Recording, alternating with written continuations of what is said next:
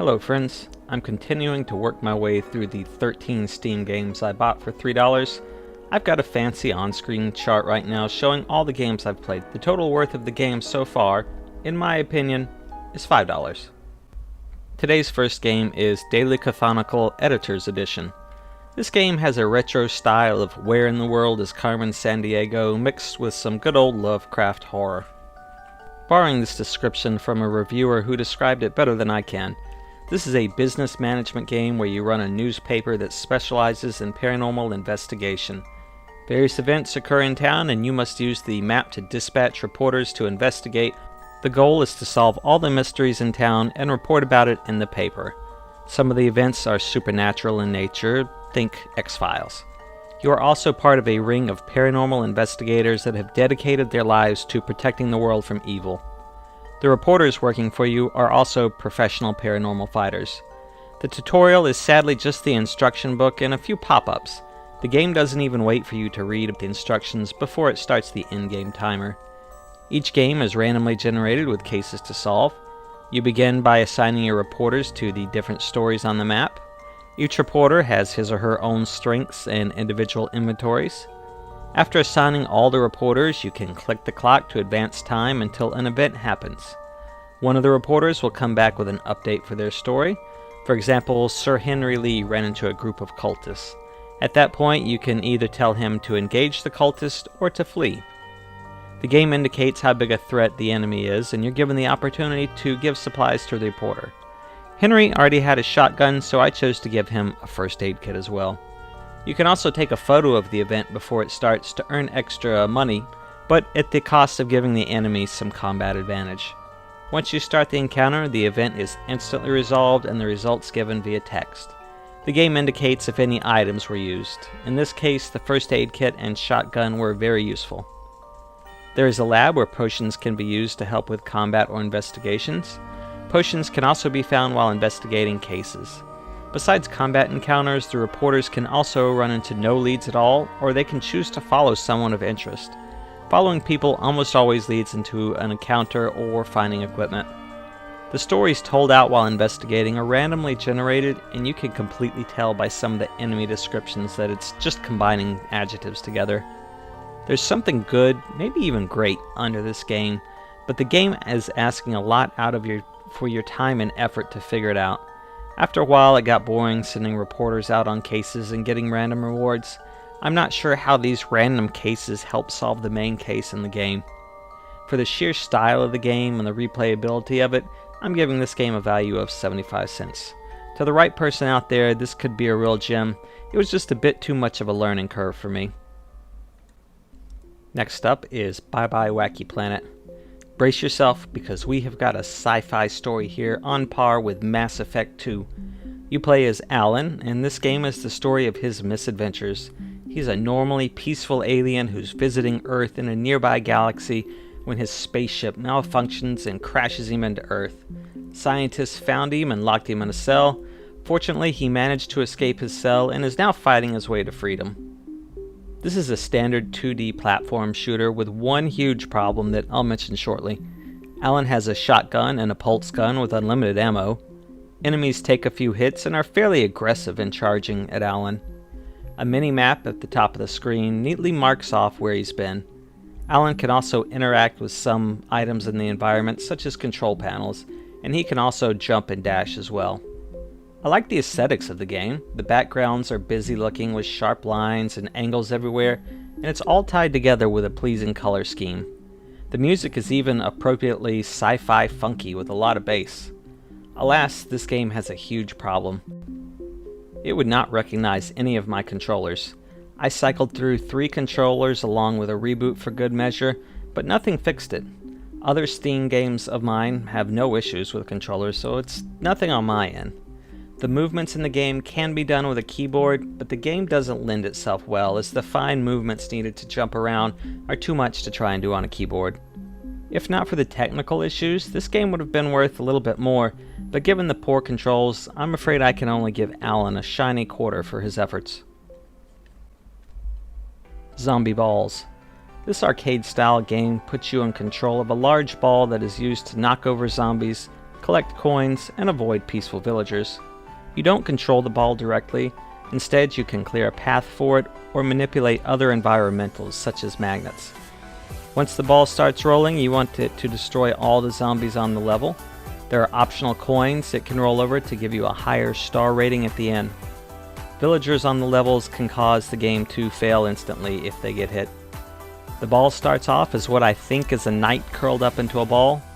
Other balls, such as a ball of twine and a ball of roots, are unlocked by completing levels. The physics of those balls are different, and some levels lend themselves better to the different types of balls. The level of involvement on each level varies greatly. Some levels, the ball stays in place until you release it by destroying a block holding it in place. These levels typically have actions you need to complete ahead of time, such as clearing away additional blocks, or you might have to wait for zombies to line up before releasing the ball. Other levels drop the ball right away and quick reactions are required to get everything lined up. Once the ball loses all of its momentum, you have to restart the level. Luckily, restarting is quick as hitting the spacebar. Level 6 was one of my favorites. The ball starts rolling immediately, and there are 4 skeletons to kill on the level. 2 of the skeletons are high up on blocks, 1 is on the ground, and another is surrounded by spinning blocks.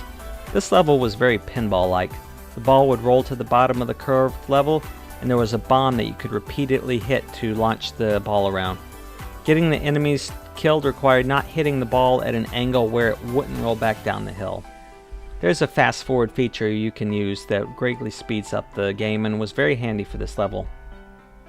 There's a level editor included with the game if you feel adventurous enough to create your own level.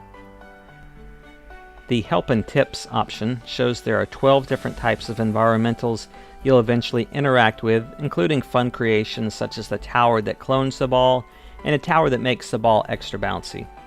Overall, this is an accessible game that starts off easy but quickly adds options to the game. I'm fairly positive I could work my way past a few more levels before the difficulty curve would get beyond my response time.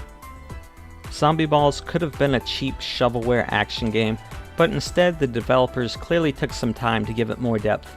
Not my favorite genre, but I'll give it a solid 75 cents. Last up for today is Pirates of Black Cove Gold by Nitro Games. This is not the first game on my list from them. Commander Conquest of America was another one of their games. Oddly, the Steam key I have for both games doesn't go to a Steam store page. The games have both been relisted under slightly different names. Black Cove is a pirate sim game where you choose from 4 different pirates with different stats. One of the pirates has DLC next to their name and is clearly better in stats than the rest. I chose to go with the eye candy option instead. The character portraits for the pirates are all great. I really like that style of portrait art. You're a free pirate who overthrew her last captain and is looking for work on the high seas. Voice acting is a bit rough in some places. I think they just grabbed up a few interns and told them to read some lines. I be Colonel Quickdraw, you miserable scallywag, and you can parlay your colonial ass right down the butt of my musket, you sea scum. The game does a good job of providing tutorials, which is good because there's a lot going on here. There's no way I can cover all the systems, so I'll just touch on a few. After fumbling around for a while, I found the nearest port. There are buildings and factions for each port, including quest givers. You can build new buildings in each port by paying gold, which will let you recruit new crew members. Quests give reputation for the ports, which can be used for additional upgrades and quests, upgrading your ship, etc.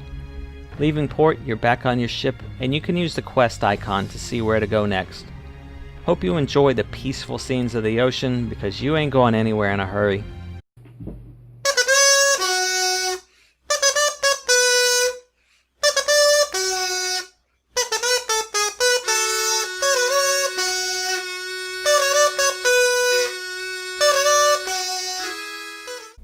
Unfortunately, the first quest I did was not optimal. The game told me to hire people, but I had no money to hire people.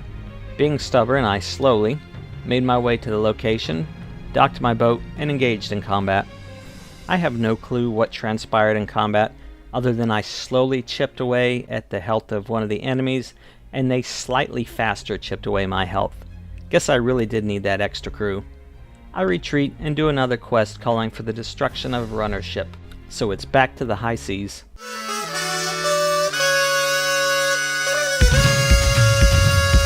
Ship combat is fairly fun. You have cannons on each side of the ship that fire depending on which enemy is in range.